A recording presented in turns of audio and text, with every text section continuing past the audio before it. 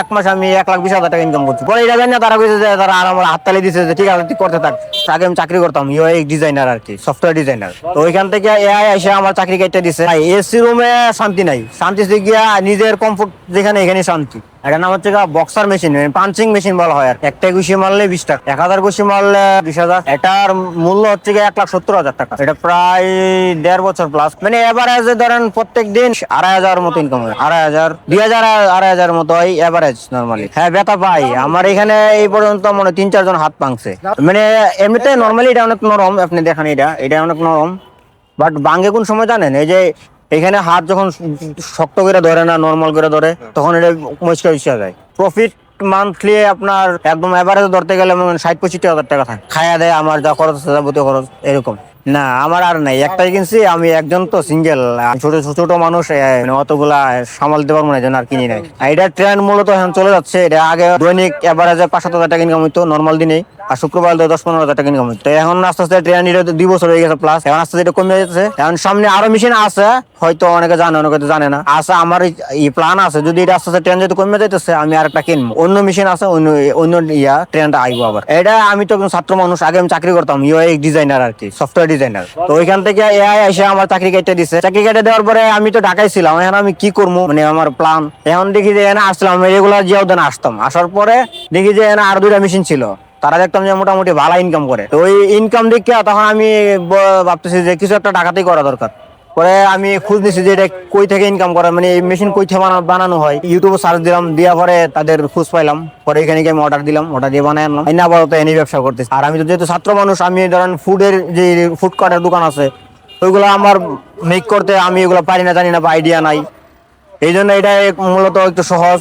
আইসা পয়সা থাকি, টাকা ইনকাম হয়, আবার চলে যাই এরকম। চার্জ এটা ব্যাটারির সাহায্যে চলে, একদিন চার্জ দিলে দুই দিন যায়। আইটি ডিপার্টমেন্টে ছিলাম, ইউআইএক্স ডিজাইনার। আর পরিবারকে আমি জানাই নাই, আমি চাকরি ছাড়া দিছি। পরে তারা বলছে যে বাড়ি চলে আয়, চাকরি যেহেতু নাই। তো আমি কইছি যে না, আমি আসি কদিন থাকি। পরে এই ব্যবসা দিছি 1 মাস পরে তারা কিরে তুই বাড়িতে আসছ না গেলে। পরে আমি তো একটা ব্যবসা দিছি, কি ব্যবসা? পরে তার আস্তে আস্তে জানাইলাম যে আমি তো বক্সারের একটা মেশিন কিনছি, মোটামুটি ভালো ইনকাম হয়।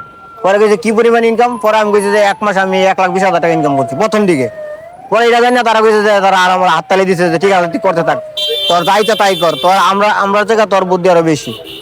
আমরা তোর আর জ্ঞান দিয়ে লাভ না, তুই নিজের জ্ঞানী, তুই অনেক করতে। আর এটার টাকা আমি নিজেই আমার বাড়ি থেকে আনি নাই। আগে ফ্রিল্যান্সিংও করতাম, ফ্রিল্যান্সিং থেকে জবে গেছিলাম। ফ্রিল্যান্সিং মার্কেট যখন ডাউন, তখন জবে ঢুকছি। জব আস্তে আস্তে এআই এসে জবের মাঝে দেখা যায় যে কাট করতে লে অফ করতে অনেক নিজে অফ হয়ে গেল। যারা উদ্যোক্তা আছে বা স্টুডেন্ট আছে তাদেরকে বলবো যে বসে থেকে লাভ নাই, ছাত্র হোক যে মানে বসে থেকে লাভ নাই, যে যাই করুক লাগিয়ে পড়তে হইব। যে কোনো জিনিস করলে আস্তে আস্তে একটা না একটা স্টেপ বাই স্টেপ মাথা খুলবো। আমি এই যে এখানে আসছি, আমি এই ব্যবসা আমি নিজে উদ্যোগে দিছি, এনে এটা করছি। এখন আমি আরো ব্যবসা কি করা যায়, আমার 1000টা প্ল্যান আছে, আমি চাইলে করতে পারবো। আমার আর এখন বিদেশ যাওয়া লাগবে না, বা মিডল ইস্টে গিয়ে আমার এই যে পড়ে থাকা লাগবে না। আমার এই দেশের মাঝে আমার এখন ভাতের অভাব নেই, একটা পরে একটা সোর্স আইবো, ইনকাম করবো, চলতে থাকবো। তো এরকম যুবকরা যারা আছে তাদেরকে বলবো যে যাই করেন লাইকা যান, একসময় আল্লাহ দিবনের কিছু। ভাই এসি রুমে শান্তি নাই, শান্তি গিয়া নিজের কমফোর্ট যেখানে এখানে শান্তি। এখানে তো সবকিছু এভরিথিং ফর মানি, তো টাকার জন্য সবকিছু। এসি রুমে থাকতে যদি আমি মাসে 30,000 টাকা ইনকাম করি, আর আমি যদি এনে মাসে 70-80,000 টাকা ইনকাম করি, তাহলে আমার এটা ভালো না? হ্যাঁ, বাসায় এসে লাগাই, মুহূর্তে সমস্যা কি আমার? সেই যে আমাদের বড় ভাই একটা বাড়ি বানছি 20 লাখ টাকা দিয়ে।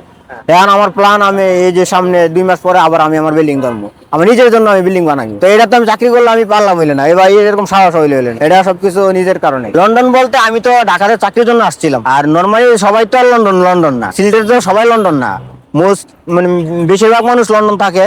কিন্তু আমাদের মতো যারা মিড ক্লাস ফ্যামিলির তারা তো আছে। তা মিড ক্লাসের মধ্যে আমি একজন। আমার আর ওইরকম লন্ডন যাওয়ার মতো টাকা পয়সা হয়তো আছে কিছু, কিন্তু ফ্যামিলি থেকে এরকম সাপোর্ট দেয় না যে আমার ছেলে সন্তান বাইরে চলে যাক, এরকম না। বাবা মা বলে যে যেহেতু কিছু করতেছ বা আছে আমাদের কিছু, অত আমার টাকা লোভ নাই, যা আছে দেশে থাক, আমরা মরার আগ পর্যন্ত দেশে থাক, পরে তুই জেনে যাবি, যাস সমস্যা নেই। আমরা তোর মরার পর্যন্ত তোরা দীক্ষা দিতে পারি। আমার নাম দেলোয়ার হোসেন।